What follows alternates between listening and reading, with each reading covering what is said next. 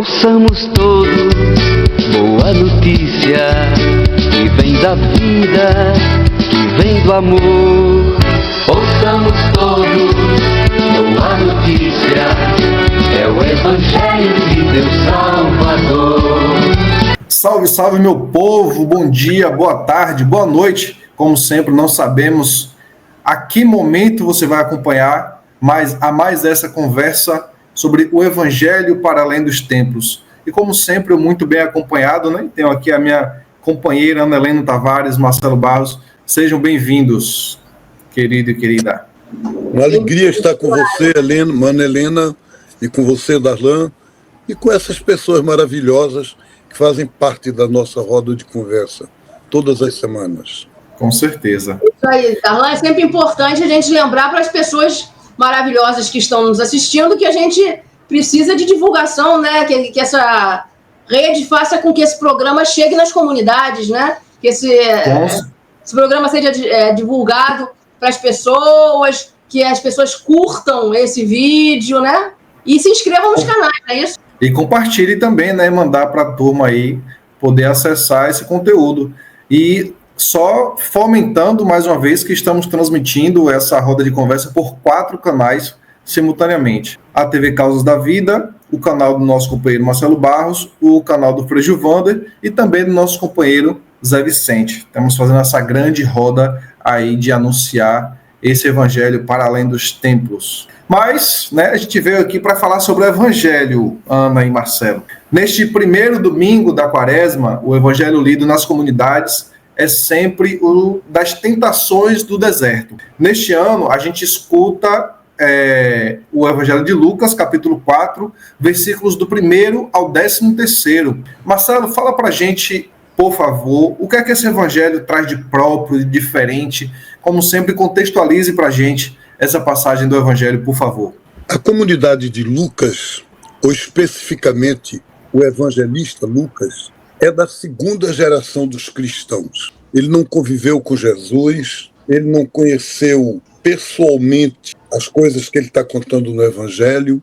Ele diz que ele ouviu de testemunhas. E os apóstolos certamente não viram Jesus sendo tentado, seja porque a história conta que ele estava no deserto sozinho, seja porque tentação é uma coisa muito íntima de cada um, de cada pessoa. Então, qual é o contexto do Evangelho de hoje? É que Jesus é um de nós. Ele, como Filho de Deus, ele é tão humano quanto eu e você. E ele encarna na vida dele as tentações que são comuns a todos nós. Ele é tentado como qualquer pessoa humana. E nesse sentido, quando a gente fala de tentação, Darlan, a gente pensa em quê? Numa espécie de campeonato ou num concurso que alguém pode ser aprovado ou desaprovado. Tentação tem um quê assim de provação, de experiência, está tentado, quer dizer, será que vai, será que não vai, caiu, não caiu, mas isso não é a tentação do Evangelho.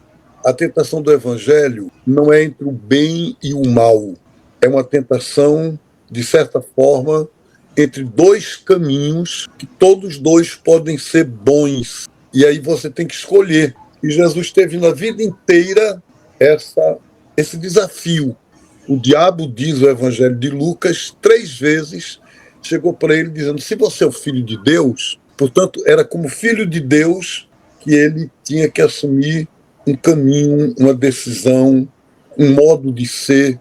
Então, o que é interessante no Evangelho de Lucas é que Mateus conta a mesma história, mas para Mateus, Jesus reproduz as tentações do povo de Deus antigo, hebreu, no deserto. Para Lucas, Jesus reconstitui as tentações da humanidade inteira, Darlan. Esse é o contexto desse Evangelho. Muito bem. Marcelo, você já deu aí a dica para gente de que essa palavra tentação, ela não está sendo usada no Evangelho, conceito comum que se tem, aquela ideia comum que se tem de tentação, não é o mesmo sentido. Fala um pouco mais para gente do sentido que tem no Evangelho e nos Evangelhos de forma geral as tentações de Jesus no deserto? O deserto, para a Bíblia, foi o caminho da libertação, um intervalo entre a escravidão e a libertação do Egito. Então o deserto ficou como uma espécie de paradigma, uma espécie de símbolo de toda vez que é caminho. Quando você toma um rumo, o deserto, ele não é lugar de se morar, ninguém mora no deserto, passa no deserto para ir de um lugar a outro. Então, o deserto é caminho de passagem, é caminho de peregrinação, é caminho. E nesse ponto, as tentações no deserto são as tentações no caminho da vida. Você, Ana Helena, me pede para dizer mais concretamente. Concretamente significa o quê? Sobre o que é que foram as tentações de Jesus, a maneira como ele exerce sua missão. Ele foi tentado a usar milagre, a usar poder. Se você é filho de Deus, se jogue daqui abaixo que os anjos vão te pegar. Se você é o filho de Deus, transforma essas pedras em pão. E, finalmente, tudo isso eu te darei se você me adorar. Então, quer dizer, você vai ser dono de tudo. E Jesus podia ter caído na tentação em dizer: vou aceitar isso para salvar a humanidade. Vou aceitar isso para exercer a missão de tornar o mundo maravilhoso, o mundo sem mal, o mundo sem violência, um mundo sem sofrimento. Mas ele não caiu nessa. Ele não aceitou usar o poder, não aceitou usar Deus, religião, menos ainda a posse. Cada vez o diabo fazia uma exegese bíblica, uma interpretação da Bíblia. O diabo tentou Jesus com texto bíblico. Então, portanto, hoje ainda no mundo há muita gente que usa a Bíblia, mas para usar os argumentos que o diabo usou com Jesus. Acho, por exemplo, que pastores católicos e evangélicos, quando eles querem uma religião do poder, quando eles ficam a favor de uma espiritualidade que segrega, quando eles querem dinheiro para a igreja, padre que faz campanha de milhões, dizendo que é para evangelizar. O diabo fez isso. Quando Jesus, diz o Evangelho, disse aos discípulos: eu vou para Jerusalém e vou ser preso, vou ser morto, Pedro respondeu para ele: Deus te livre, de jeito nenhum isso vai acontecer com você. E qual foi a reação de Jesus? Afasta-te de mim, Satanás, porque você para mim está sendo uma ocasião de queda, de escândalo, de pecado. Então, quem é que era o Satanás naquele momento? O apóstolo Pedro. Portanto, quando eu digo que há pastores e padres que podem pegar esse argumento de Satanás, eu estou dizendo o que Jesus disse, não fui eu, está no Evangelho. Muito bem. Eu acho interessante que a cada ano, né, a gente vive a Quaresma e pode aprender um pouco mais sobre as mesmas passagens do Evangelho. E que forte isso, Marcelo. Mas continuando nessa mesma linha, nessa passagem do Evangelho, para mim soa um pouco assim estranho ler que quem empurrou Jesus para a tentação no deserto foi o próprio Espírito Santo. Como que a gente pode falar dessa passagem, Marcelo? Como que a gente pode explicar melhor essa passagem? Conforme o Evangelho, Jesus tinha saído do batismo, onde ele recebeu o Espírito. E o que quer dizer ele recebeu o Espírito? Significa ele foi tomado por Deus. E esse Espírito, essa energia divina, energia do amor, que tomou Jesus plenamente no batismo, ele conduz Jesus à escolha correta, à decisão certa, portanto, a vencer a tentação, ou as tentações, que duraram toda a vida dele. O deserto é símbolo de toda uma vida. A todo momento Jesus foi tentado. E a todo momento Jesus teve que decidir por aquilo que era a missão dele, como Deus queria. Então, no final desse relato, Darlan, de hoje, diz assim: o diabo se afastou dele até outro momento oportuno. Que momento oportuno foi esse? Houve vários.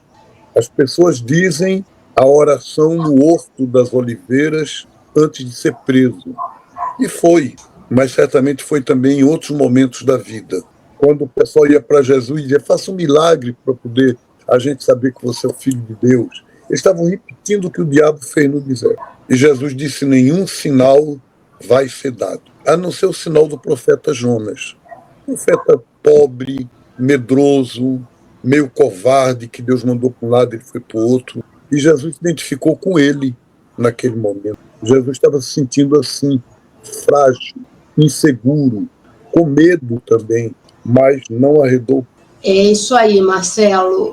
Tem uma coisa que chama realmente muita atenção nessa passagem do Evangelho do primeiro domingo da Quaresma, e você já apontou um pouco para isso aí na sua fala, de que o diabo conhece muito a Bíblia. O diabo ele tenta dar a entender de que ele conhece mais a Bíblia. E hoje em dia a gente vê no catolicismo, por exemplo, pessoas que batem no peito para dizer eu sou católico de verdade e mostra a Bíblia e quer impor suas posições através de passagens bíblicas. Inclusive com relação ao Papa Francisco, né, por quem a gente tem sempre que orar muito, especialmente agora com a hospitalização dele, tem muita gente que se acha mais católico do que o Papa e usa passagens bíblicas para tentar ensinar a Bíblia ao Papa, né? Então, Marcelo, à luz desse evangelho, como é que você pode trazer uma interpretação disso para a gente, especialmente uma atualização, né, para o mundo de hoje?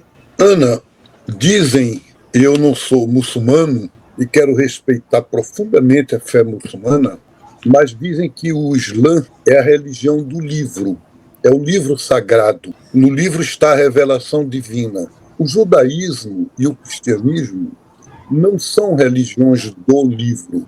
Não é o livro que é sagrado. Não é a Bíblia que é sagrada. Meu querido irmão, amigo Carlos Mestres, tem uma expressão que ele diz: a Bíblia é como a partitura musical de uma música. A partitura musical não é a música. Ela é o texto onde a música foi inscrita em sinais musicais. Então, se uma cantora brasileira, um cantor mexicano e um cantor europeu cantarem a mesma música, eles cantam a mesma melodia, mas de forma diferente. Eles dão vida de forma diferente. Uma coisa é você ouvir a música, uma música, por exemplo, como... Eu me lembro, Graças à La Vida, cantada pela Mercedes Souza, cantada pela autora, pela compositora Violeta Parra, e cantado por Elis Regina, pareciam 3 músicas diferentes, porque cada uma deu uma alma diferente àquela música. Então, a Bíblia é assim, ela é o texto, ela é a escritura sagrada, mas não a palavra. A palavra de Deus é quando nós tornamos viva a Escritura. Então, nesse sentido, o diabo repete a Bíblia, mas ele não torna viva a Bíblia. Quando ele diz, se tu és filho de Deus, que está escrito no Deuteronômio ou no Salmo, ele está repetindo mecanicamente. Ele não está aplicando aquele texto ao momento histórico que Jesus está vivendo. Quem faz isso é Jesus.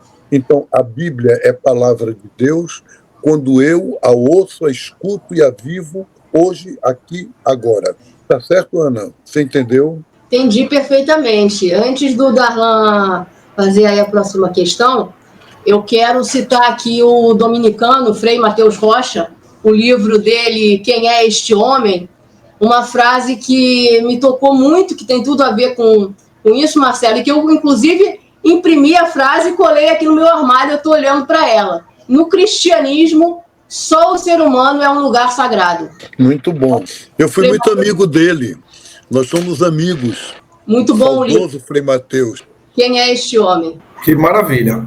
Gratidão, Ana.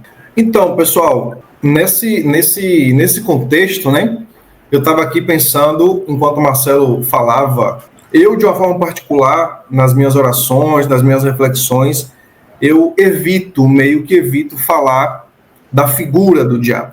E nos evangelhos ele é uma personagem simbólica, né? E aí, Marcelo, a pergunta na prática mesmo do dia a dia, quem foi o diabo para Jesus? Como que a gente pode fazer essa leitura de quem foi o diabo para Jesus? toda vez que Jesus é tentado. Eu já citei o texto onde ele chama Pedro, afasta-te de mim, Satanás, diz isso com Pedro.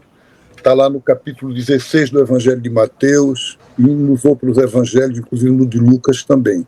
Penso que a própria igreja, muitas vezes, faz esse papel quando ela quer a religião do poder, quando ela quer a religião do milagre, quando ela pede a Jesus aquilo que não é o objeto, não é o caminho que Jesus escolheu viver como Messias, como enviado de Deus, inserido no caminho da cruz. A cruz, Darlan, é a grande resposta de Jesus às tentações.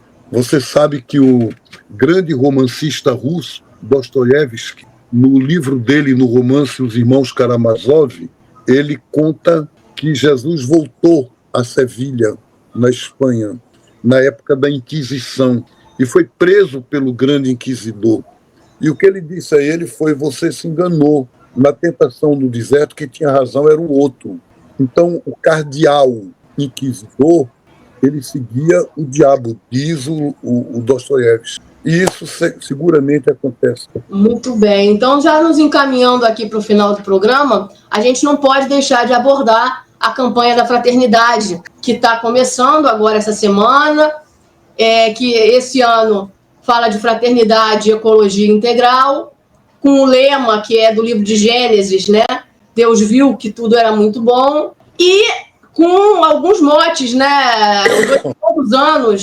Os 800 anos do Cântico das Criaturas, né? De São Francisco de Assis, e também os 10 anos da Laudato Si, né? A encíclica do Papa Francisco. Marcelo, como é que esse tema da campanha da fraternidade se liga com o evangelho desse domingo? Se tentação é vencida pela decisão, pela opção, que é a opção de Deus no mundo, a decisão pascal de Jesus, do caminho a Jerusalém, da doação da vida, que nós celebramos na Páscoa, ela é hoje vista no plano da ecologia integral. Jesus assume não apenas um caminho de solidariedade aos pequenos. Ele não vai morrer apenas como um dos crucificados, naquele momento eram muitos, mas ele vai se unir também à Mãe Terra, que hoje está... E ele nos convida a contemplarmos a ressurreição dele em todos esses trabalhos, esse caminho, esse esforço de ecologia integral. Então é isso, Ana. Como seria bom que a gente pudesse, por exemplo, no final desse programa, ouvir e participar do cântico próprio da campanha da fraternidade deste ano. Com certeza, a gente vai incluir aí no final do programa o hino, que é belíssimo, né? Esse hino que foi feito para a campanha da fraternidade esse ano. Então, é isso. Agradeço demais a vocês essa conversa tão boa.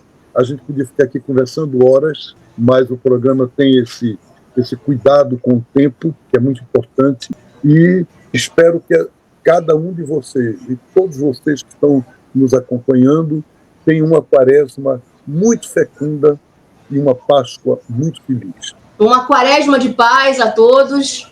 Até a próxima. Maravilha, meu povo. Beijo no coração, excelente domingo, excelente semana e uma santa Páscoa para todos e todas. Até a próxima. Ouçamos todos boa notícia que vem da vida, que vem do amor.